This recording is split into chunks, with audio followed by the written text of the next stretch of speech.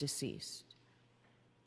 The Commonwealth alleges that the defendant struck Mr. O'Keefe with her vehicle earlier that morning and then left the scene while Mr. O'Keefe lay injured in the snow during a blizzard.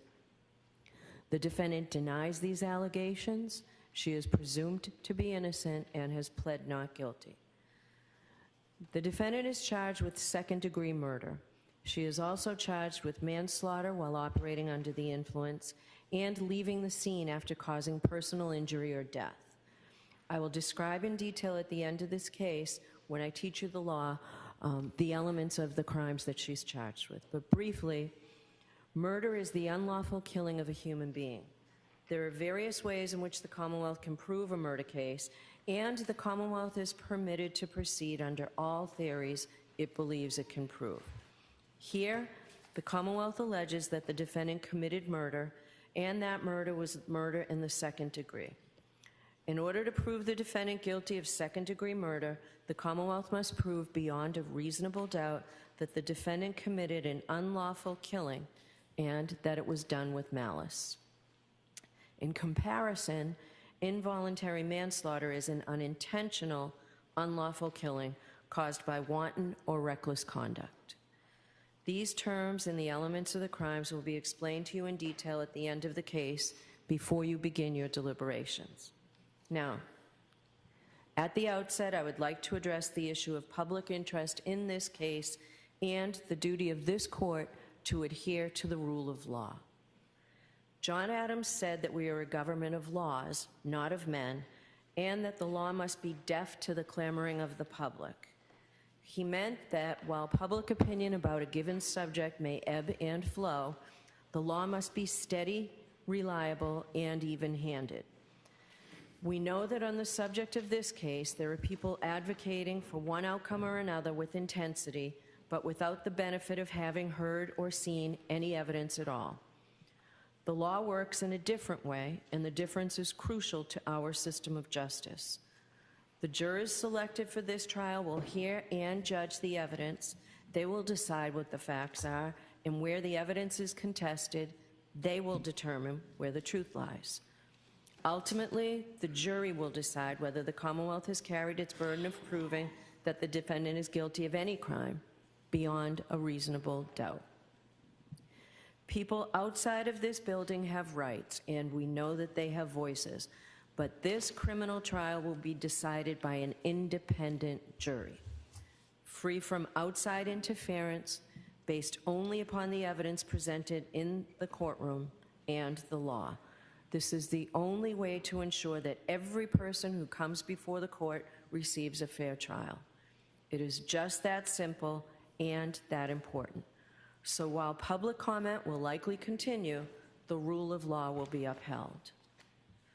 Now, in order to determine your eligibility to serve on this case, I'm going to ask questions to you all as a group, and then I'm going to ask you to fill out a supplemental questionnaire. We have found that the use of this questionnaire is helpful for several reasons. First, there are some personal questions on it, and we ask that you be candid. In addition, the process of filling out the questionnaire provides the opportunity to be more reflective as you answer the questions, rather than being put on the spot and asked to give immediate answers. After you fill out the questionnaire, we will have you come up to the sidebar one at a time so that we can follow up with you on your answers to the questionnaire and to my questions. I want to thank you in advance for your patience as we go through this process. As you may know, the lawyers for the parties participate in the selection of the jury. Under our law, each of the parties has the right to exercise what we call juror challenges. This means that each party has the right to challenge a certain number of prospective jurors for any reason or for no reason at all. Therefore, some of you may be excused during the impanelment procedure. If you're not selected for this jury service on this case, you should not take it personally. Please don't think that somehow we feel you're not a fair person. It's not a reflection on you at all. You will be directed back to the jury room and probably let go for the day. In a few minutes, I will pose a number of questions to you as a group. You have taken an oath that requires you to truthfully answer these questions and all questions posed to you. If your answer is yes to any of those questions, I'll ask you to raise your hand and hold up your juror card in the air with the numbers facing out. So you don't need to take your cards out now. I'll tell you when you can take them out. But it's important that you hold your car up long enough. You'll see that the court officers will call out your numbers and we record them. The fact that you answer yes to one of my questions does not mean that you're automatically disqualified from jury service. It simply means that there are matters that the lawyers and I must discuss with you. If you find a question posed to the group overly intrusive, you may elect to answer that question at sidebar. I will have additional questions for you which relate to issues that will be raised in this case and are designed to give us more information regarding your ability to serve as a fair and impartial juror. And the lawyers are permitted to ask you questions for the same reasons. This is not a test. There is no right or wrong answer. We simply are looking for your best answer and your most honest answer. Now I'm going to ask the lawyers to stand and simply introduce themselves to you, and counsel for the defendant to introduce the defendant, please. Yeah. Yes. Good morning, ladies and gentlemen. My name is Hank Brennan. I represent the Commonwealth of Massachusetts. I'd like to also introduce you to my colleagues. Good morning, my name is Laura McLaughlin. I'm an Assistant District Attorney and I represent the communities in Norfolk County. Good morning. Good morning, my name is Adam Lally. I'm also Assistant District Attorney with the Norfolk County District Attorney's Office. I just want to thank you all for your time and attention and being here today. Mr. Jackson? Thank you, Your Honor. Good morning, ladies and gentlemen. My name is Alan Jackson, and I have the privilege and honor to represent Karen Reed, who's standing to my right. Good morning, ladies and gentlemen of the jury. My name is Elizabeth Little, and I also have the honor of representing Ms. Reed. Good morning, ladies and gentlemen. My name is Robert Alessi, and I also have the privilege and the honor of representing Ms. Reed. Good morning, ladies and gentlemen. My name is David Unetti. I'm an attorney with offices in Boston and right here in Dedham, and it is truly my pleasure to represent Karen Reed. Good morning, ladies and gentlemen of the jury. My name is Victoria George, and I also have the privilege of representing Ms. Reed. Good morning, I'm Karen Reed. Thank you for being here. All right. Thank you all very much. Jurors, I'm going to read you a witness list, and it's a long witness list. It doesn't mean that all of these people will be called as witnesses. Some, we have their names there just to see if you're familiar with them, because if they don't testify, you may hear about them anyway. So I ask that you be patient and you listen carefully to this list, because at the end of this and a few more things that I say to you, I will be asking you whether you know any of these folks. So it's in alphabetical order, but it's alphabetical by first name. So, Aidan Kearney from Jefferson, Massachusetts. Isaac Wolf, who is a physician from South Miami, Florida. Alfred Lopalato from Canton. Allison McCabe, Canton.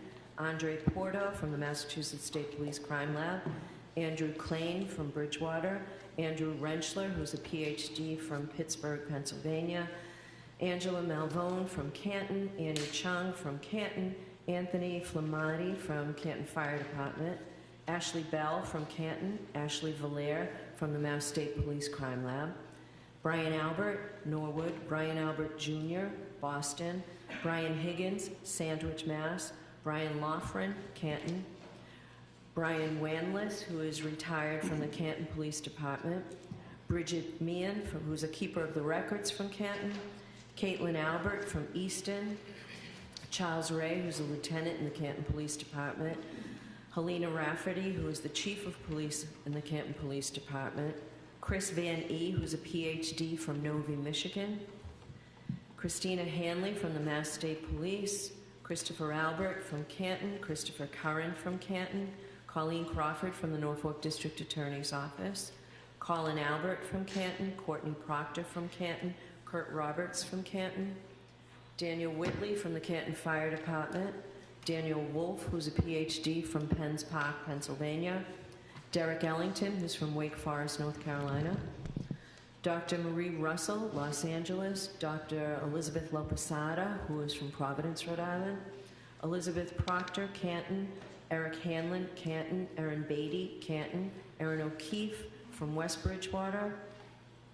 Francis Walsh from the Canton Fire Department.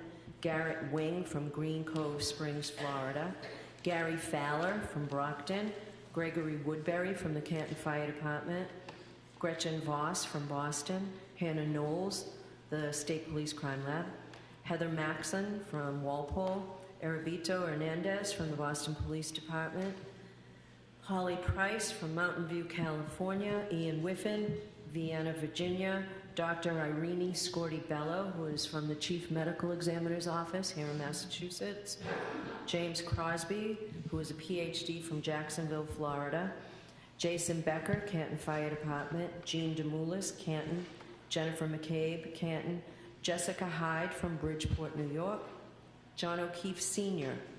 from Braintree, Judson Welcher, who's a PhD from a company called Aperture LLC, Julie Albert from Canton, Julie Nagel from Canton, Justin Rice, who is a physician from South Weymouth. There are 2 juveniles from Canton. One of the juveniles' initials are KF and the other PF.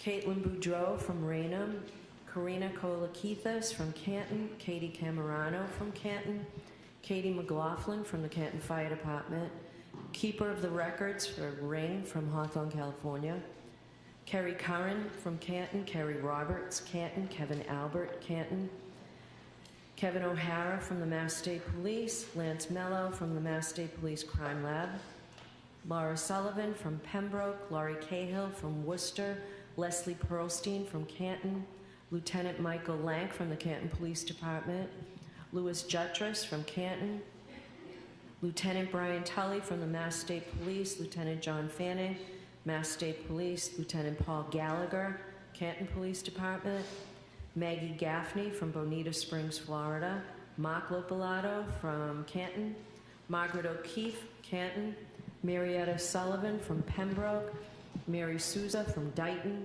Matthew Amory from Canton, Matthew DeSogra, who is from Charlotte, North Carolina, Matthew Erickson from Grosse Pointe Farms, Michigan, Matthew Kelly from the Canton Fire Department, Matthew Kelsch from the FBI, Matthew McCabe from Canton, Maureen Harnett from the Mass State Police Crime Lab, Megan Mariani from New York, New York, Michael Camerano from Canton, Michael Easter from Los Angeles, Michael Trotter from the Canton Public Works Department, Michael Wagner from Foxborough, Mike Maroli from Bridgewater, Mike Rushworth from Thompson Station, Tennessee, Natalie Wyweek Berschneider from San Marino, California, Nathan Reed from Raynham, Nicholas Bradford from Lorton, Virginia, Nicholas Curran from West Roxbury, Nicholas Kolakithas from Canton, Nicole Albert from Canton, Norfolk District Attorney Mike Morrissey,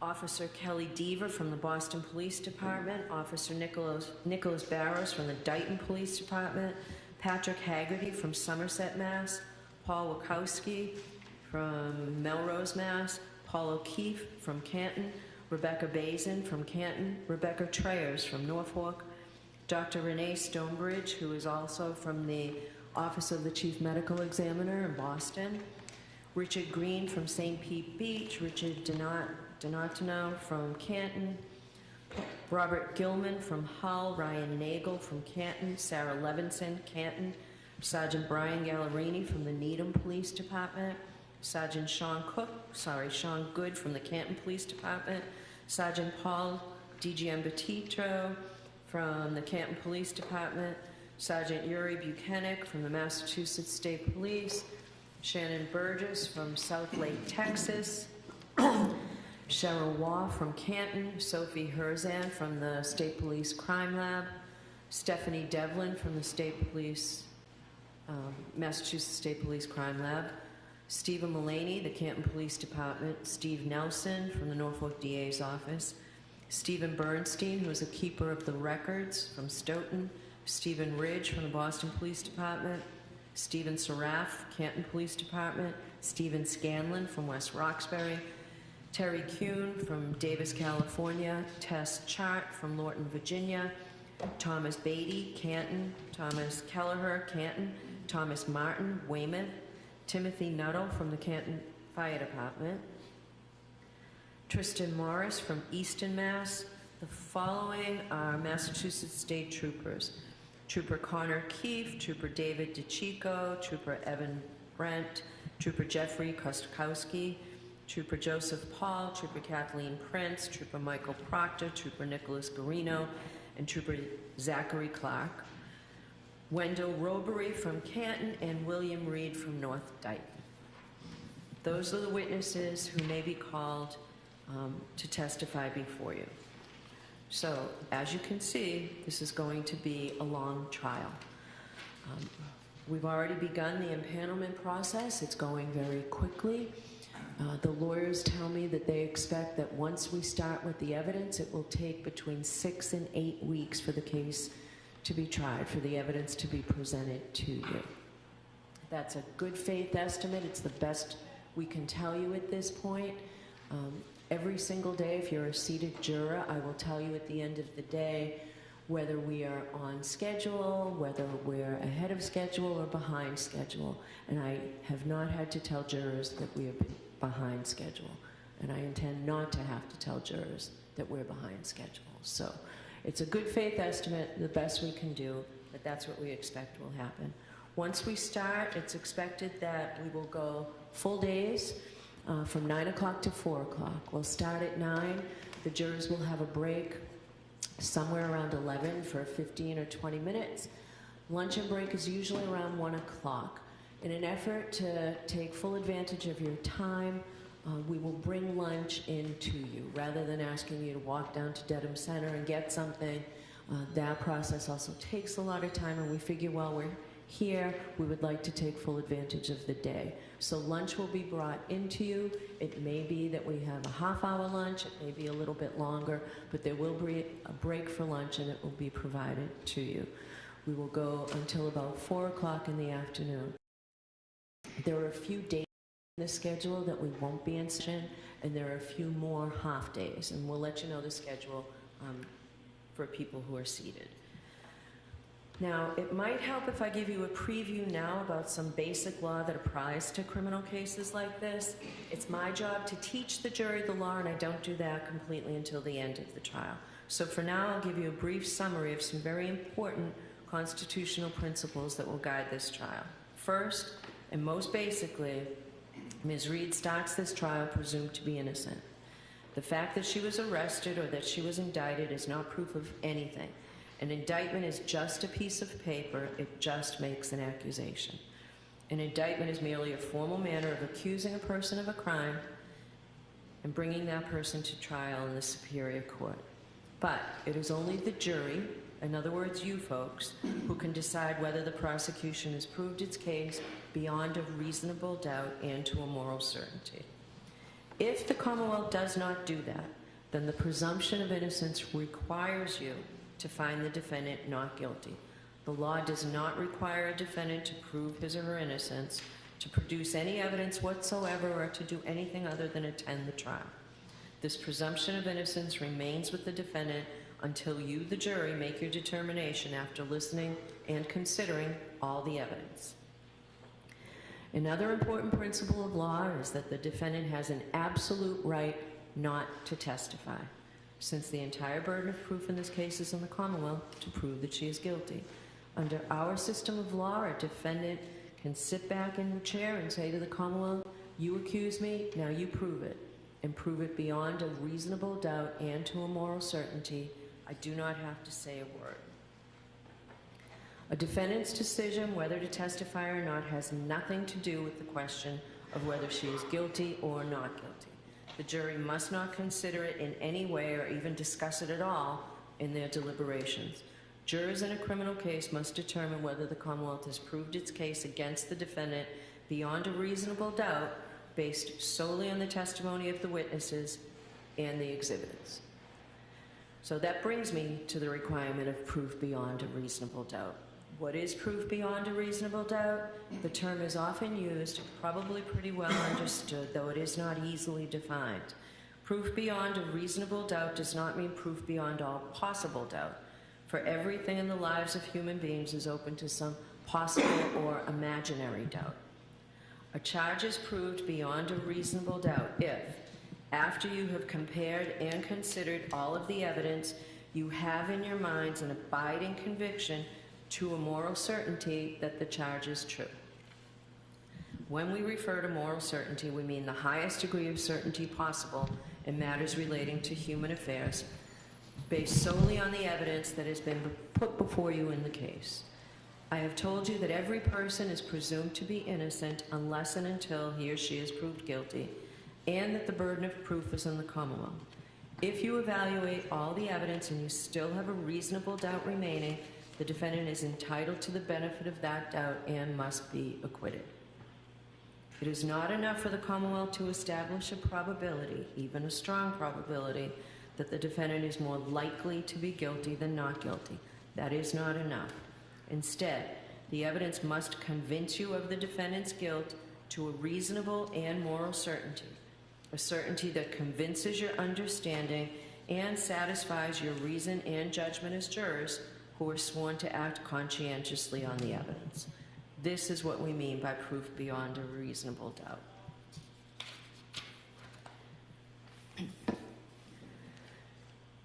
Our system of justice depends on judges like me and jurors like you being able and willing to make careful and fair decisions.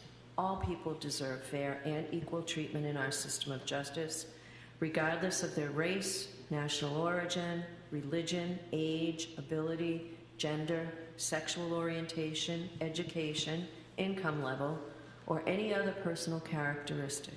You have agreed to be fair. I am sure that you want to be fair, but that is not always easy.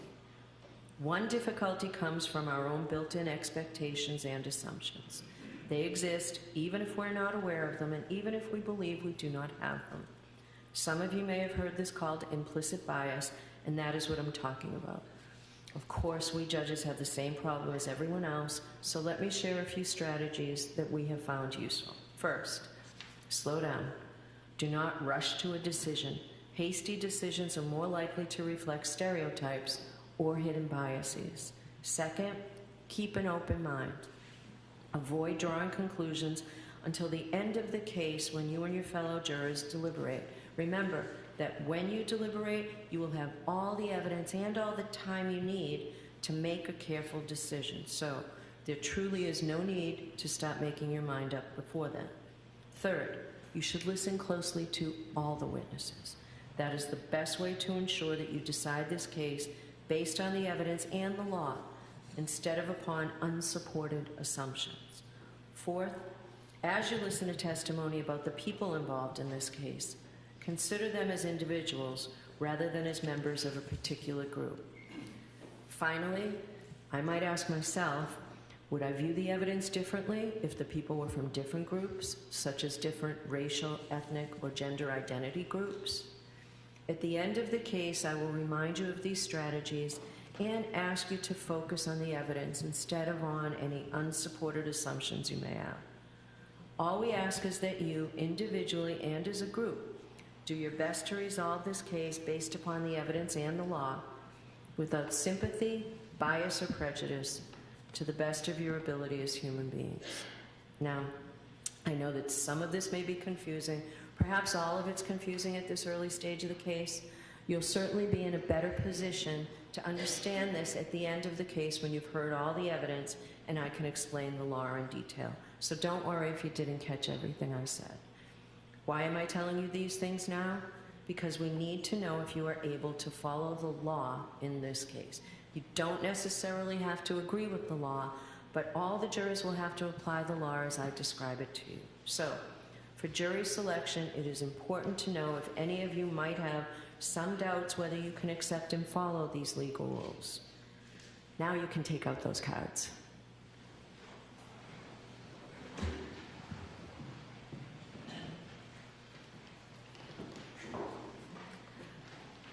So in a few minutes, I'm going to ask you a series of questions, and if your answer is yes, please raise your hand and let the court officer read the number off. But before we begin, I understand that sometimes jurors don't fill out the confidential questionnaires completely.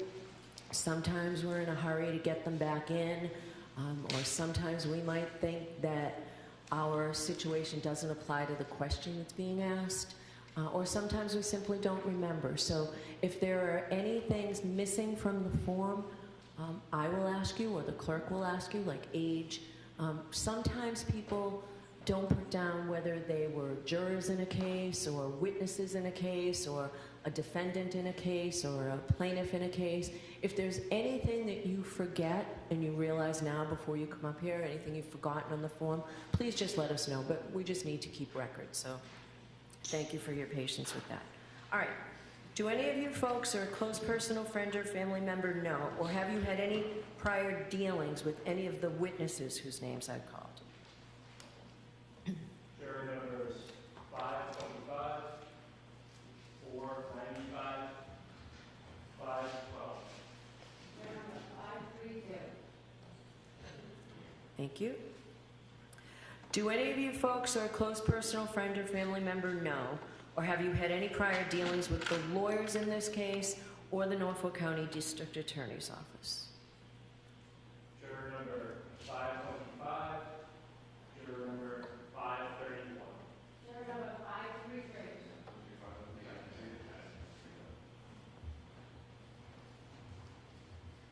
Okay, thank you.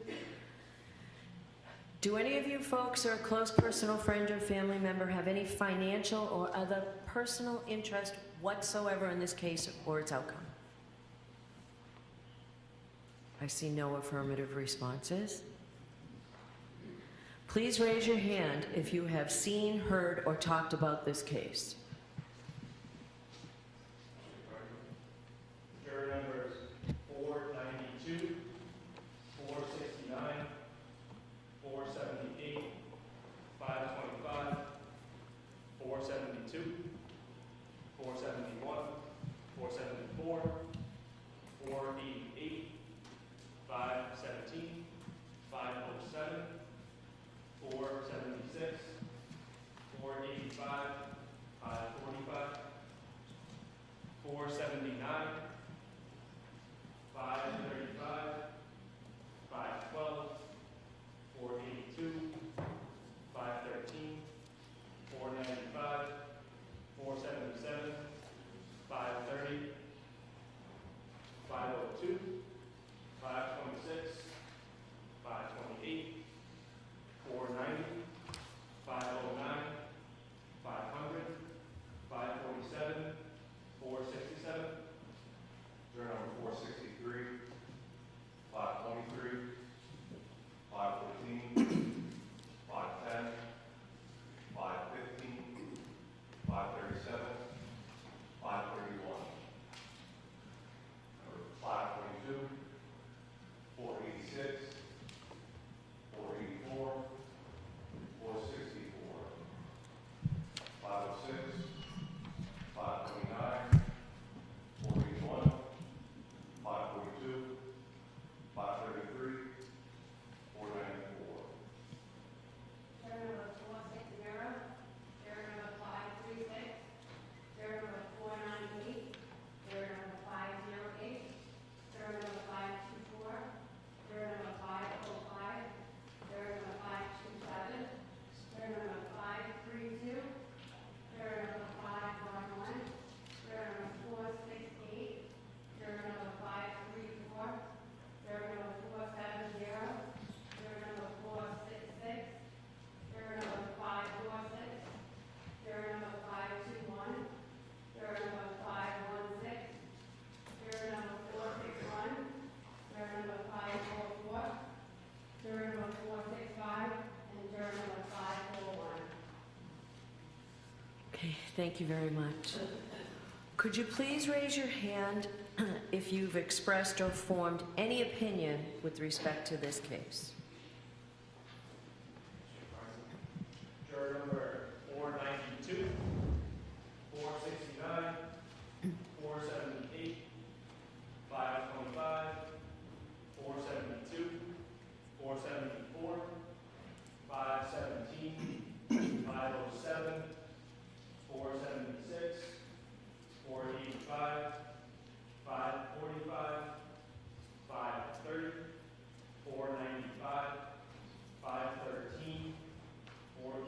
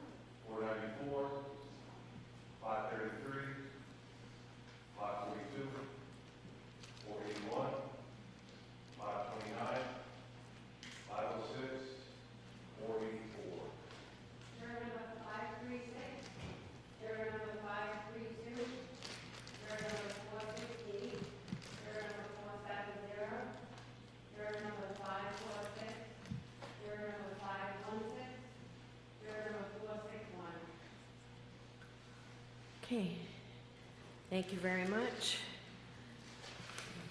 Are you aware of any bias or prejudice that you may have in regard to this case or in favor of or against either of the parties? And if you are, please raise your hand.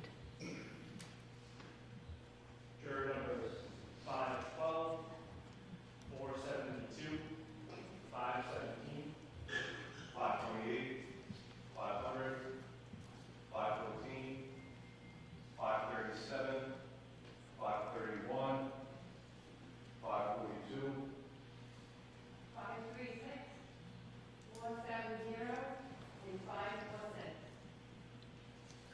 Okay, thank you very much.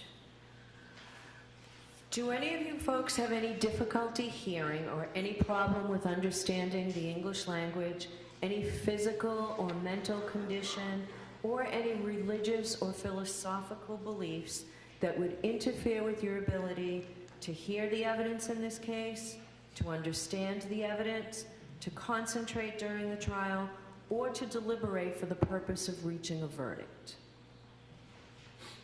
juror number 499, 474, 513. Juror number 522, juror number 484. Thank you. Would any of you have any difficulty following these very important constitutional principles that I outlined to you earlier? That the burden of proof rests entirely with the Commonwealth, that that burden of proof is proof beyond a reasonable doubt and to a moral certainty, and that the defendant has no burden to do anything. She can just simply sit in that chair. She doesn't have to present any evidence. She certainly doesn't have to testify, and her lawyers don't even have to say a word. Does anyone have any difficulty with those important principles of law? If you do, please raise your hand. I see no affirmative responses.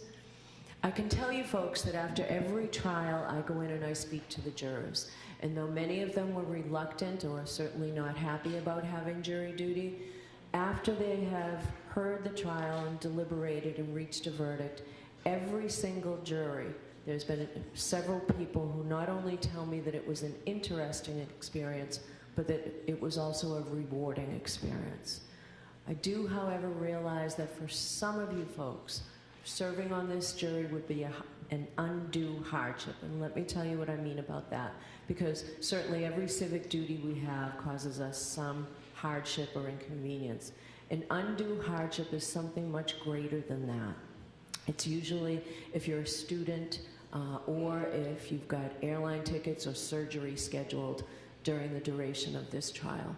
But I will hear from people who believe that they have an undue hardship. So if you think you are among that group, please raise your hand.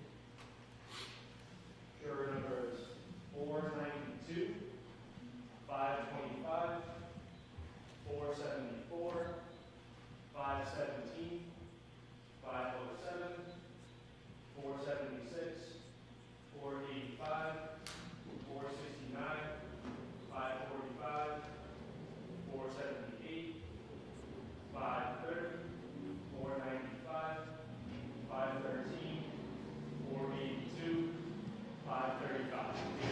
Juror number 526, 547, 467, 463, 514, 510, 537, 487, 531, 486, 522, 494, 533, 529, 464, 484.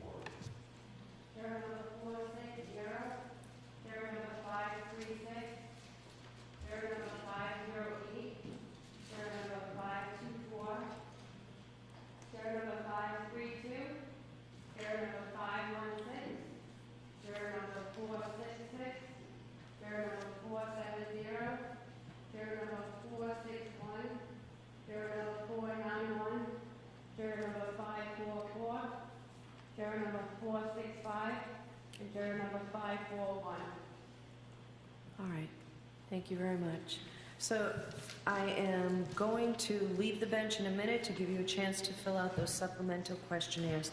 I ask that you not talk to anybody about either the questionnaires, your answers to the questionnaires, jury service in general, or jury service in this case in particular. So I'd ask you not to discuss anything with anybody around you, okay? And we appreciate your patience, and I'll leave you to fill out those forms. All right, please.